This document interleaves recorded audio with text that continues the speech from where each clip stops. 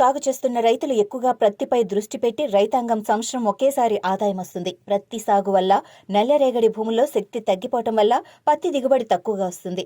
ఎర్రమిర్చి పంటపై దృష్టి సారిస్తే లక్షల్లో సంపాదిస్తున్నాడు రైతు. సంగారెడ్డి జిల్లా సంగారెడ్డి మండలం పెద్దాపూర్ గ్రామంలో 2.5 ఎకరాల వ్యవసాయ పొలంలో ఎర్రమిర్చి సాగు చేస్తున్నాడు రైతు.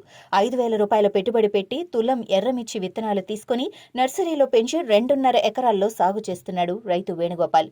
ఈ ఎర్రమిర్చికి డ్రిప్ సిస్టమ్ ద్వారా నీరు పెడుతూ వారంకు ఒకసారి పిచికారీ చేస్తూ ఎర్రమిర్చి అధిక దిగుబడి వచ్చే విధంగా పంట సాగు చేస్తున్నాడు. ఇప్పటి వరకు 2 లక్షల రూపాయలు ఎర్రమిర్చి పంట సాగుకు 2 లక్షల రూపాయలు ఖర్చు అవుతుందని అన్నారు. ప్రస్తుతం 1 ఎకరా పొలంలో 12 నుంచి 13 క్వింటాల వరకు దిగుబడి వస్తుందని ఆ రైతు చెప్తున్నాడు. ప్రస్తుతం మార్కెట్లో ఎర్రమిర్చి మంచి డిమాండ్ ఉండటంతో 2 లక్షల వరకు లాభాలు వస్తాయని మహిళా రైతు చెప్తున్నారు.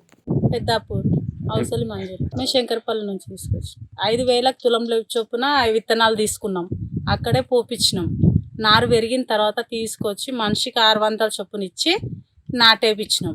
తర్వాత వారంకి ఒకసారి మందు కొడతాం. డ్రిప్ దారి ఇరుస్తాం, మందు పైన మందు కొడతాం.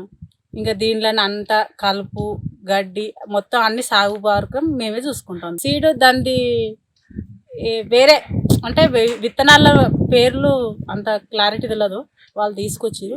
ఎర్రమిర్చిది, పచ్చిమిర్చి కాదు.